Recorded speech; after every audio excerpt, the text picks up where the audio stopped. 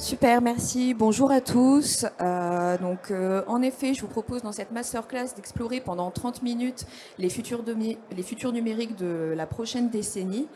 Et donc voilà, je me présente, donc je suis Aurélie Chautard, chargée de mission au SIGREF. Et donc l'objectif de cette masterclass, c'est un peu de vous prouver que mener une démarche de prospective dans une organisation, qu'elle soit petite, grande ou moyenne, est nécessaire pour se préparer à un monde en constante évolution et pour faire face à des crises de plus en plus nombreuses, importantes et de nature multiple, géopolitique, environnementale, sanitaire. Et qu'en fait, la prospective, c'est un moyen d'anticiper pour augmenter sa résilience.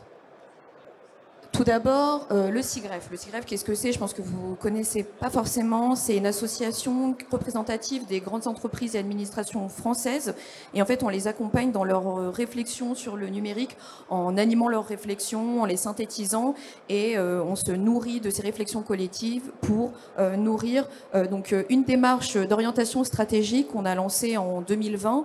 Et donc, ça fait 4 ans qu'on la mène en partenariat avec Futurible, qui est un cabinet de prospective fondé en 1960. Donc cette démarche d'orientation stratégique, en fait, elle est fondée sur une méthode de raisonnement prospective qui nous permet d'analyser les grandes tendances du numérique au sein des grandes entreprises, des administrations françaises, mais aussi au sein de la société, à l'horizon donc de la prochaine décennie. Et cette démarche, elle donne lieu à la publication annuelle d'un rapport que vous pouvez trouver sur le site du SIGREF. Au travers de cette démarche, on poursuit 3 objectifs principaux. Tout d'abord, un objectif pour notre association qui est de définir nos priorités, identifier des sujets qui peuvent être un peu en dehors du scope des préoccupations concrètes des entreprises et de nos membres. Et donc l'idée, c'est d'ensuite organiser nos activités en fonction des conclusions de notre démarche de prospective. Ensuite, l'idée, c'est de fournir à nos membres, à nos adhérents, mais aussi au grand public, vu que ce sont les conclusions de nos travaux sont publiques, comme je le mentionnais, de fournir une méthode d'analyse et de raisonnement prospective en leur fournissant en fait un cadre pour structurer leur propre stratégie de transformation numérique et éventuellement leur propre démarche de prospective. Parce qu'en fait, ce qu'on s'est rendu compte, c'est que généralement, ces démarches de prospective, elles ont lieu plutôt essentiellement sur le cœur de métier des entreprises. Et nous, au SIGREF, notre objectif, c'est de dire, non, il faut qu'on mène ces démarches de manière collective et sur le secteur du numérique, au sein des DSI directement, et ne pas seulement mettre ces démarches dans les directions stratégie d'une entreprise ou des grandes organisations. Et donc ça, c'est toujours une démarche d'évangélisation qui est toujours en cours auprès de nos membres. Et enfin, l'idée un petit peu, c'est en termes d'influence, c'est aussi de positionner le SIGREF parmi les cercles de réflexion qui portent un propos sur le numérique en français, qui n'est pas non plus issu d'un cabinet de conseil. Et donc c'est pour cela que notre rapport, nous essayons de l'envoyer et de le partager largement. Et c'est aussi pour ça que je suis là aujourd'hui devant vous pour vous partager les conclusions de nos travaux. Sur cette démarche, nous avons déjà publié 4 rapports. Les 3 premiers constituent en fait un cycle de réflexion stratégique et prospectif complet. Parce que dans le premier que nous avons publié en 2020, nous avons défini un peu nos grands enjeux, les 5 grands enjeux du numérique à horizon 2035-2040, qui prennent en compte les préoccupations principales de nos membres. Dans la deuxième édition, nous avons construit des scénarios pour encadrer justement les futurs possibles à l'horizon de la prochaine décennie. Et dans la 3e édition de 2022, nous nous sommes posé la question, on a construit, on a un bon socle de connaissances, mais concrètement, nous, organisation, qu'est-ce qu'on fait face à ces futurs que vous nous décrivez là?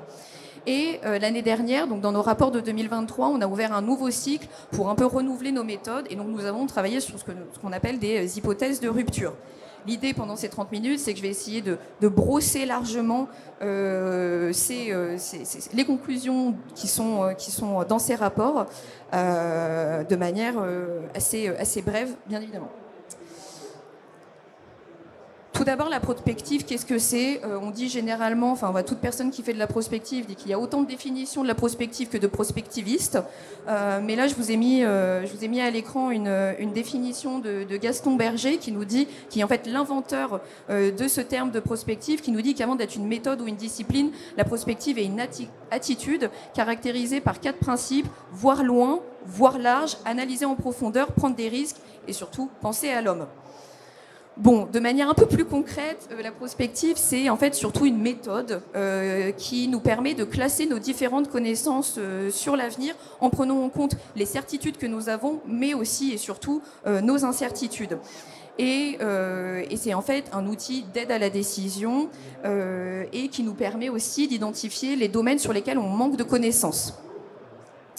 C'est général. Pour faire de la prospective correctement, il faut avoir une approche systémique, c'est-à-dire prendre en compte les différents phénomènes, ne pas scinder ces différents phénomènes, mais au contraire de créer des liens, des relations et vraiment essayer d'avoir l'approche la plus globale possible. Et pour ce faire, nous nous appuyons sur des données.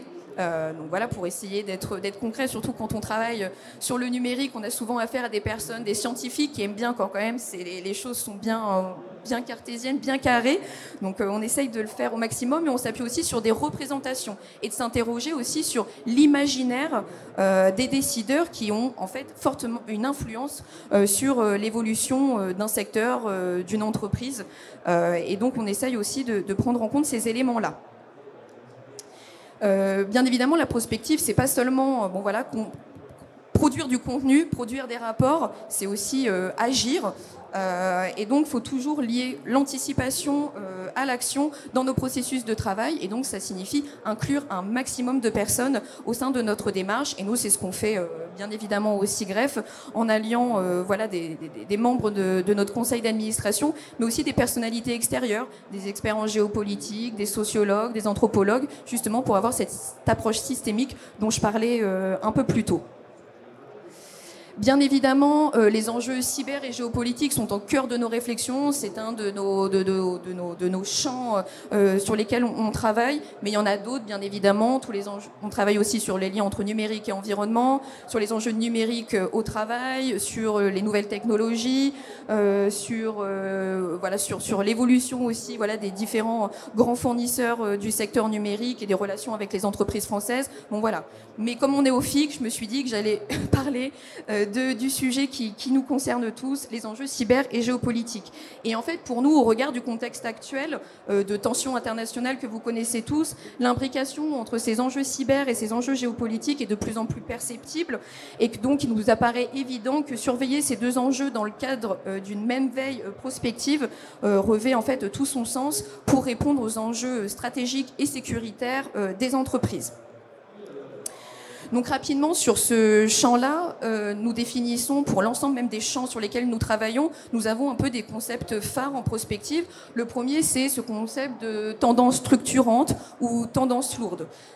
Sur cette question des enjeux cyber et géopolitiques, ce qui pour nous constitue une tendance lourde, c'est-à-dire un phénomène à forte inertie qui a priori va peu évoluer dans les prochaines années à venir, c'est, vous le savez tous, on en parle depuis 3 jours ici au FIC, c'est l'industrialisation des cyberattaques, la professionnalisation des groupes de cybercriminels permise à la fois par la structuration d'un marché du dark web qui permet à des gens qui n'ont pas forcément les compétences techniques de mener des cyberattaques de plus en plus performantes, mais aussi d'une porosité grandissante entre groupes de cybercriminels et acteurs étatiques, ce qui leur permet d'avoir des financements et de mener des attaques d'envergure de plus en plus importante.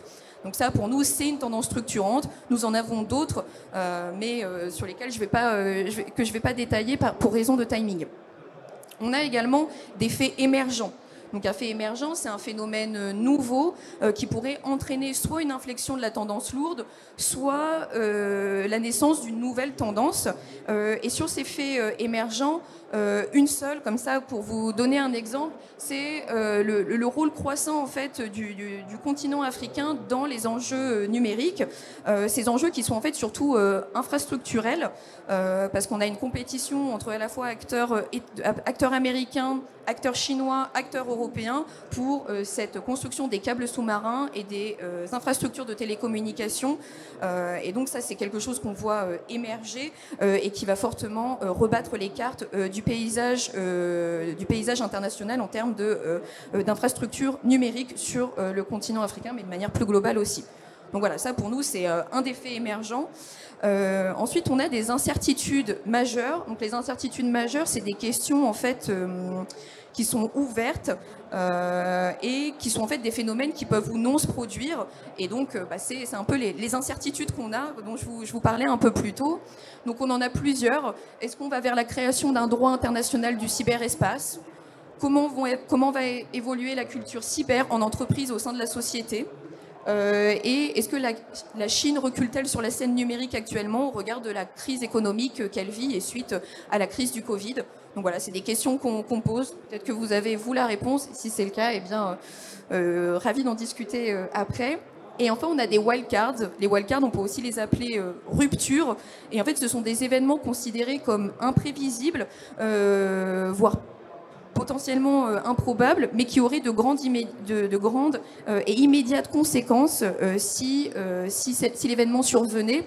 Et donc voilà, je vous ai pareil donné deux exemples qui seraient l'exploitation d'une faille de sécurité majeure et systémique dans un système ou une application massivement utilisée. Bon, ça aurait des conséquences sur l'ensemble des entreprises qui utiliseraient ce service ou cette application.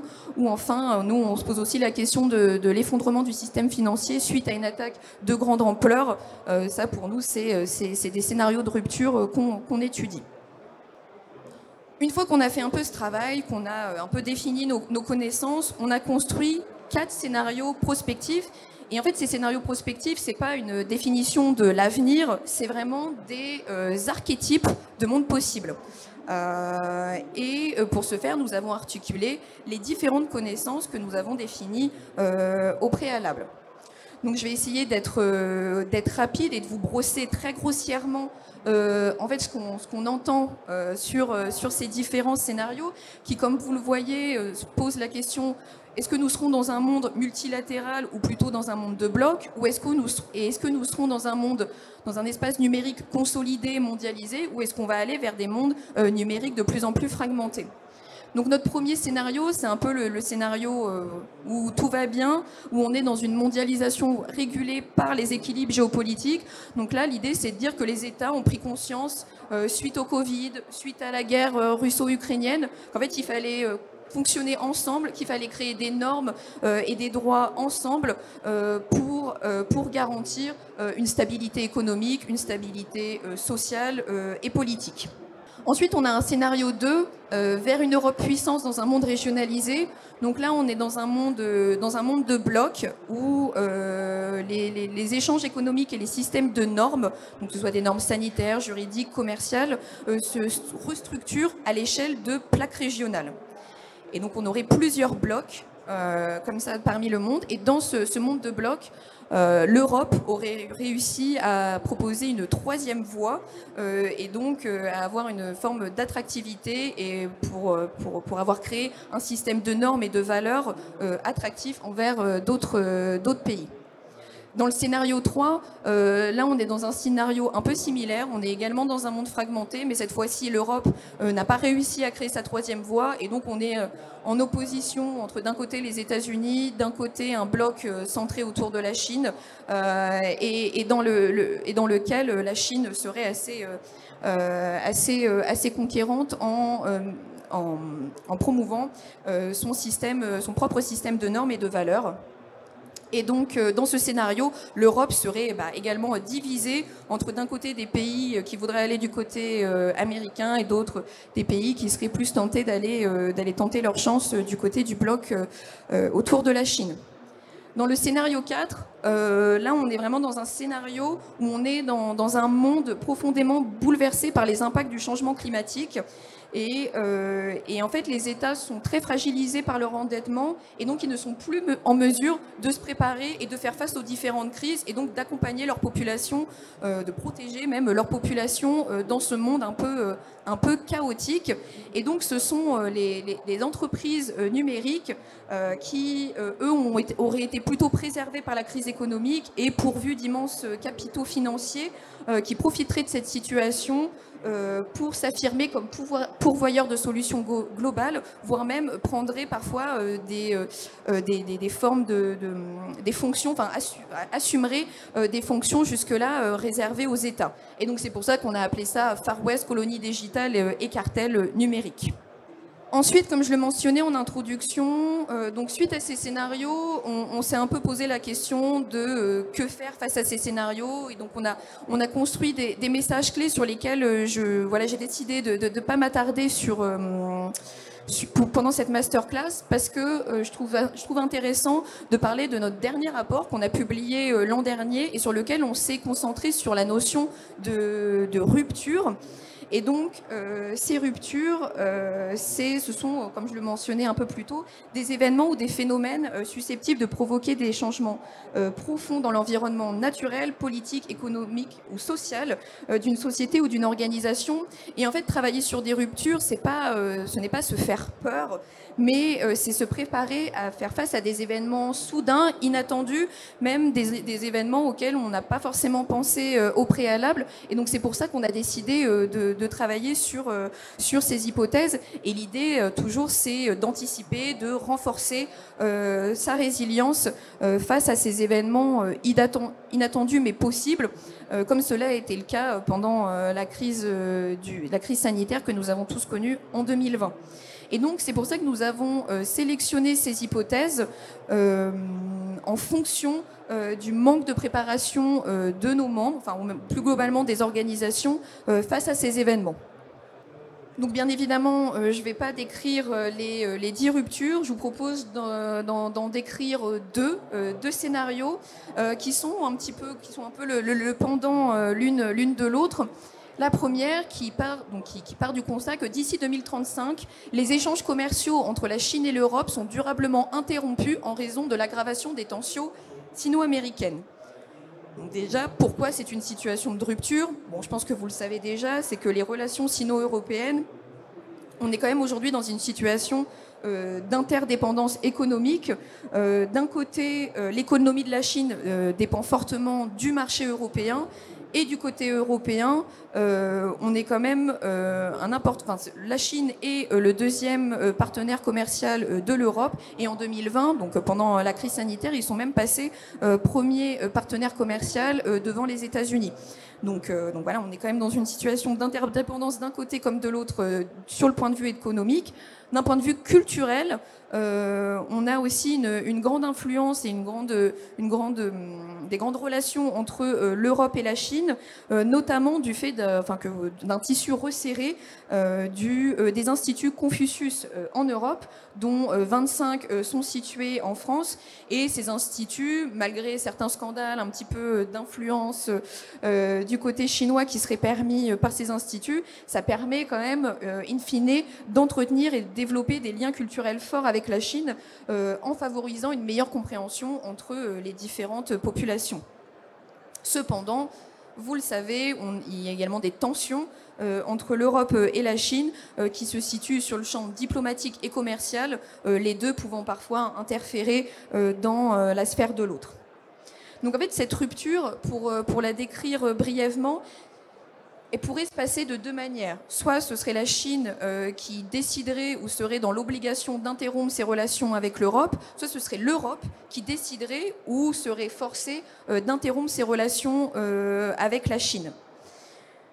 Du côté de la Chine, ce serait bien évidemment l'aggravation des tensions géopolitiques avec les États-Unis, amplifiée par une potentielle invasion de Taïwan, voire même une prise de position un peu plus affirmée de la Chine, voire un engagement de la Chine aux côtés de la Russie dans la guerre russo-ukrainienne qui pourrait, en fait, voilà, c'est cette série d'hypothèses qui pourrait contraindre la Chine à cesser durablement ses relations avec l'Europe pour simplement préserver ses intérêts dans un cadre quand même de tensions géopolitiques, des tensions de conflits militaires aggravés.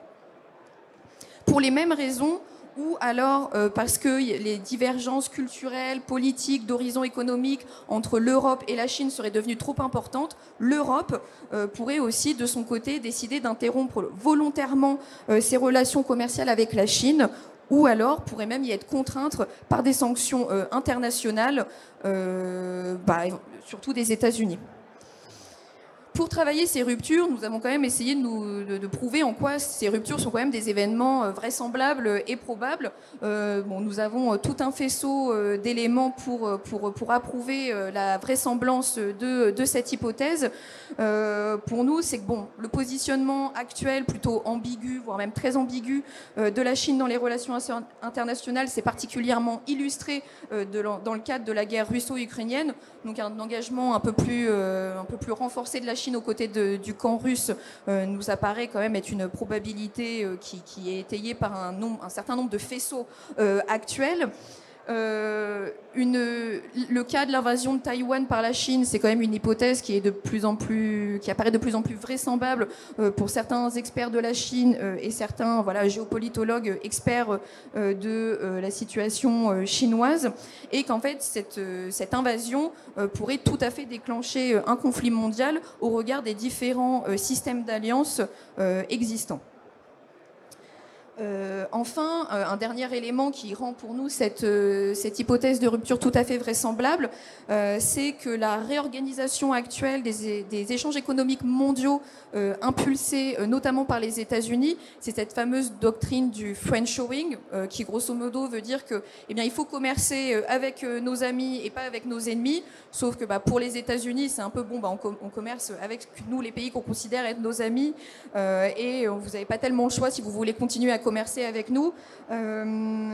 Cette doctrine et le renforcement de cette doctrine pourrait tout à fait obliger les entreprises européennes à prendre davantage position dans la guerre commerciale actuelle entre les États-Unis et la Chine.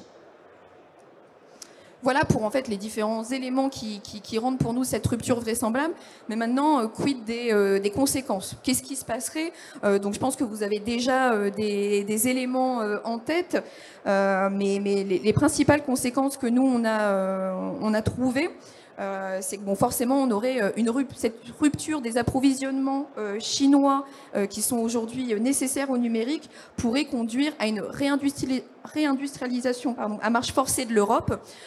Donc pour avoir les matières premières, donc aller les chercher dans d'autres pays, peut-être développer une industrie du recyclage pour réutiliser en fait des matières premières qu'on aurait déjà sur le sol mais qu'il faudrait réutiliser parce qu'on n'aurait plus accès à ce marché chinois de matières premières.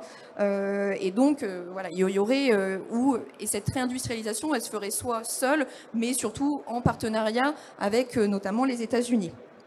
Ensuite, bien évidemment, les entreprises qui ont des relations des relations commerciales avec la Chine, voire des relations partenariales, devraient réinternaliser en partie leur chaîne de valeur et aussi se redéployer sur des pays asiatiques frontaliers, ce qui générerait, vous l'imaginez bien, des coûts, voire des potentielles difficultés économiques pour les entreprises concernées. Enfin, le problème, il ne se poserait pas seulement pour les entreprises européennes, mais aussi pour les entreprises chinoises. Comme je mentionnais en introduction, l'interdépendance économique, elle est des deux côtés, et les entreprises chinoises dépendent fortement du marché européen. Et donc, les entreprises chinoises perdraient ce marché et devraient donc se recentrer sur leur marché intérieur. Voilà pour cette première rupture. J'avais proposé de travailler sur une seconde qui, cette fois, part du principe que les États-Unis se replieraient sur leurs intérêts nationaux et se distancieraient de l'Union européenne. Rapidement, quelle est cette rupture? Je vais rapidement vous la décrire, mais moins rentrer dans le détail que je l'ai fait avec la précédente. Pour nous, ce serait une rupture, et vous le savez très bien, c'est parce que depuis la Seconde Guerre mondiale, quand même, les États-Unis et l'Europe partagent des relations étroites, tant sur le plan économique, politique, culturel, militaire. Donc forcément, une telle prise de position américaine serait une rupture encore plus importante que ne l'est la précédente. Et donc, cette rupture, ce serait dans un monde où, en fait, depuis 2 siècles, on voit bien que les États-Unis alternent entre une politique isolationniste et une politique interventionniste. Et depuis l'arrivée au pouvoir de Joe Biden, c'est plutôt la logique interventionniste qui prévaut, telle que le montre l'aide américaine en Ukraine. Cependant, le retour d'un pouvoir ultra-protectionniste et nationaliste en 2024 pourrait néanmoins conduire à un recentrage de la politique américaine sur ses priorités nationales, ce qui pourrait, comme cela a déjà été le cas pendant la présidence de Donald Trump, pousser les États-Unis à se retirer d'accords internationaux et donc à se replier sur leur propre système de normes et de valeurs, et ceci pour faire face en fait à la menace chinoise telle que perçue par les États-Unis. Et donc vous imaginez bien que une telle situation en Europe, il y aurait une fracture qui se créerait entre d'un côté des pays qui seraient obligés de rester un petit peu dans le camp américain du fait de l'OTAN pour se prémunir d'une menace russe, et d'un côté des pays qui se diraient bon, peut-être qu'on va moins être dépendant des États-Unis, et donc on pourrait assister à une grande fragmentation de l'Union européenne sur ces questions.